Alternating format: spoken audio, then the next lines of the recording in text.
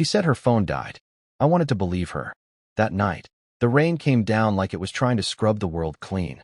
I was home early, just before 7, coat soaked through, shoes tracking water across the hardwood. The house was quiet, too quiet. No music playing from the kitchen speaker. No scent of dinner drifting from the oven. Just silence, and a dim lamp still glowing in the corner of the living room. And her phone, lying face up on the couch cushion, right where she must have left it. Still on. Still charged. 83% battery. I remember the number like it was tattooed on the inside of my eyelids. I stood there for a long time, dripping rainwater, staring at the screen like it might offer an explanation if I just waited long enough. But all I saw was the lock screen, and 3 unread messages from someone named Brandon. No last name. No emoji. Just that. The first one, tonight? The second, tell him your phone died again, LOL. The third, I'll be at the same spot. Door will be open. That was the moment the world shifted. Not exploded, not yet. It tilted. Off kilter. Just enough that I felt like I was standing in a room where everything had suddenly gone crooked. The silence deepened. I didn't touch the phone. I didn't need to. Because right then, I heard her key in the lock. Heard the soft jingle of her bracelet. The rustle of her coat as she stepped inside. Hey, she said casually, brushing rain from her shoulders. Ugh, what a night. My phone died in the middle of everything. Sorry I couldn't text. You won't believe how chaotic it got. She didn't notice her phone. Not right away. I think maybe she thought I hadn't either. I looked at her. I mean, really looked. The way her eyes darted to the coffee table. The way her smile stalled the second she noticed the screen still glowing. Where were you? I asked quietly. She blinked. What? I said, where were you? She laughed, the kind of laugh you give when you're buying time. I told you, babe. Dinner with Haley and Steph. You saw the text earlier, remember? Haley had a rough week. We ended up getting drinks after. Phone died, I said, nodding. Yeah, she replied, eyes narrowing now. I already said that. I stepped aside, slowly, revealing the couch behind me. Her phone. Still on. Still unlocked. 83%. That's when the color drained from her face. And that's when I knew. She wasn't even trying anymore. Not to lie convincingly. Not to hide it. Not to protect me, or even herself. She just stopped trying. There was a part of me, even then, that wanted to make it easier for her. To ask a different question. To pretend I hadn't seen the messages. To buy her time to think of a cleaner lie. But I didn't. What's his name? I asked. She didn't answer right away. She just looked at me. Really looked. Like she was deciding how much truth I could handle. Eventually, she said, it's not what you think. I laughed once, sharp and humorless. You don't even know what I think. She walked past me into the kitchen, not meeting my eyes. I followed her slowly, watching her move like someone trying to find footing on a frozen pond. I didn't mean for you to find out like this, she said finally. You didn't mean for me to find out at all. Silence again. The fridge door opened. Closed. She didn't even take anything out. Just needed something to do with her hands, I guess. You've been gone for a while now, she whispered, not facing me. Not physically, but emotionally. You stopped seeing me. That hit harder than I expected. Not because it excused anything, but because it wasn't entirely false. I had been distant. Work was chaos. My father's health had been declining. I thought I was holding everything together, for both of us. I didn't know I had to compete for you, I said quietly. She finally turned around, eyes red but dry. You didn't. You just had to notice I was drowning. And he did. She nodded once. Yeah, there it was. The worst part wasn't the affair. It was the simplicity of it. The ease. Like flipping a switch. Like I had become invisible, and someone else just happened to be standing where I used to be. We didn't scream. We didn't throw things. We just stood there, two people who once built a life together, now quietly watching it crack like a plate dropped on tile. You didn't even try to hide it, I said. No, she agreed. I didn't.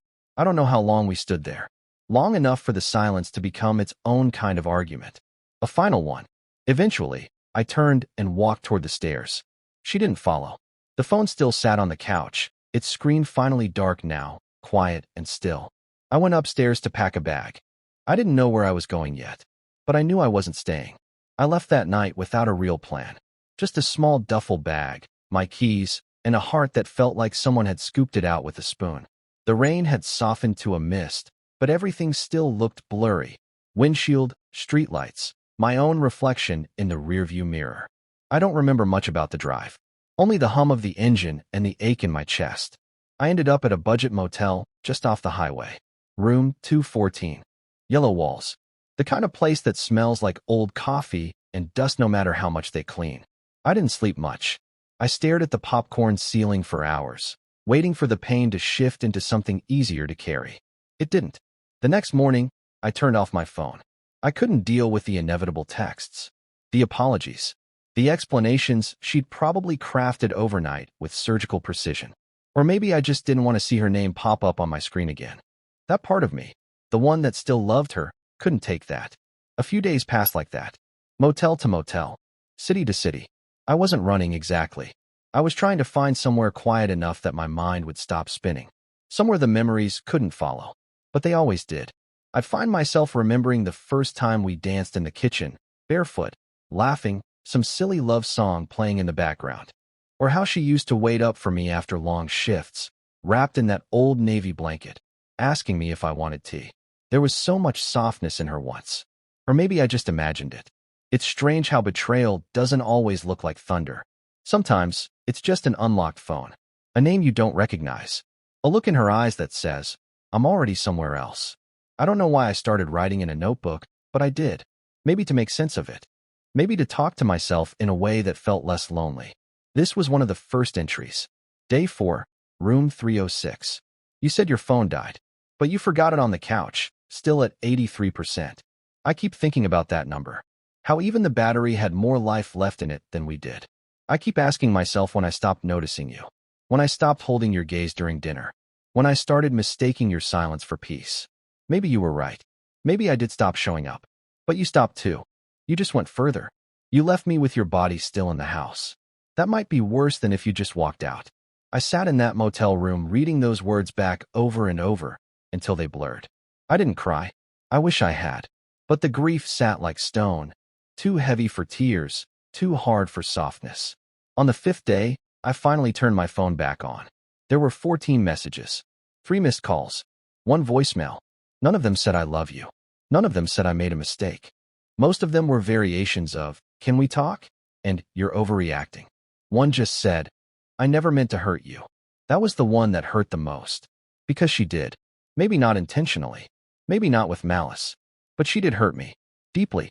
And casually. Like I was the collateral damage of her loneliness. I didn't reply. Instead, I booked a tiny Airbnb 2 towns over. A basement apartment with low ceilings and creaky floors. But it had quiet. And quiet was the only thing I trusted anymore. That first night there, I cooked for myself for the first time in a while. Just pasta. Basic. But it felt like something. Like reclaiming a small, broken piece of my own life. I sat at the small dining table and ate alone. No TV, no phone, no distractions. Just me and the silence. And somewhere, in that quiet, a thought came. One I wasn't ready for but couldn't ignore. Maybe love ends long before the break. Maybe we'd been over for a while, just too scared to say it out loud. Maybe the texts from Brandon were just the proof of something that had already died in the space between us. The kind of slow death you don't feel until it's already buried. Still, that didn't make it easier. Still, I missed her. And that made me hate myself a little. I don't know what made me go back. It wasn't hope, not really. I think it was just the need for closure. That final nail in the coffin we both pretended wasn't already buried. 2 weeks had passed. No real apology. No confession. Just scattered texts trying to play damage control. She didn't ask me to come back. She just kept saying she wanted to talk. So I drove home. I told myself I wouldn't feel anything. That I'd be calm, rational, composed. But the second I pulled into our driveway, I felt my hands shaking again. The porch light was still broken, the one I'd meant to fix a dozen times, but never did. And the roses she planted in spring had started to wilt. Everything felt paused, like the house itself was holding its breath. She was inside, waiting. I stepped through the door. No yelling, no tears, just her sitting at the kitchen table, same spot she used to sit when she did crossword puzzles on Sunday mornings. You came, she said, almost like she didn't believe it. I'm not here to stay, I replied. I know. Silence fell between us like fog, slow, thick, impossible to see through. Then she reached into a drawer and slid something across the table toward me. Her phone. Go ahead, she said. If there's anything left, it's in there. I didn't want to look, but I did. Maybe part of me still hoped I'd find some explanation that softened everything. Some version of events where I wasn't just the fool in someone else's story. I opened the text from Brandon, and that's when I realized how wrong I'd been about everything. Brandon wasn't some stranger, wasn't some random coworker. He was someone I knew, someone we both knew, a friend, from college, from the wedding, from our life. He was mine before he was ever hers. The text went back months. Casual at first, inside jokes, then late-night messages, then photos, then plans. It wasn't just betrayal. It was familiarity. That's what shattered me most. Not that she had cheated, but that she did it with someone who knew me, who smiled in my face, who toasted our anniversary, who stood in our living room 6 months ago telling me how lucky I was to have her. Every LOL, every wink face, every he has no idea, burned hotter than the last. She'd told him she stopped trying to cover her tracks because I was too distracted, too tired, too safe. And he had replied, "He's a good guy, but not for you." That's when I felt something in me shut off. Not rage, not sadness, just done. I put the phone down and looked at her. "I needed you to see it," she whispered, "because I couldn't lie anymore, not even to myself." "And that makes it better?" I asked. "No," she said. "It just makes it real." I stood up slowly. "You didn't just break something between us. You broke something in me." "I know," she said, eyes glistening. "I broke it in me too." There was a long pause. I think part of her expected me to soften, to say something human, something forgiving. Instead, I reached into my coat pocket and placed a single envelope on the table. My lawyer's card. Divorce papers. Simple, clean, ready. She looked down at it like it weighed 100 pounds. "I don't hate you," I said, surprising myself. "But I can't carry this. Not anymore." She nodded. And that was it. I walked out into the cold October air. No suitcase. No final words. Just my keys, my coat, and a heart that finally stopped hoping. 3 months later. I live in a smaller place now. 1 bedroom. No shared drawers. No forgotten phones on the couch. People ask me if I'll ever trust again. I don't have an answer for them yet. Maybe I will. Maybe I won't. But I've learned this much. When someone stops trying, believe them. Because love doesn't just die.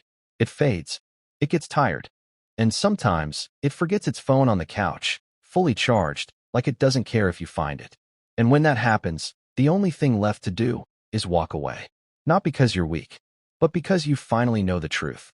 And that truth? She stopped trying long before I ever noticed.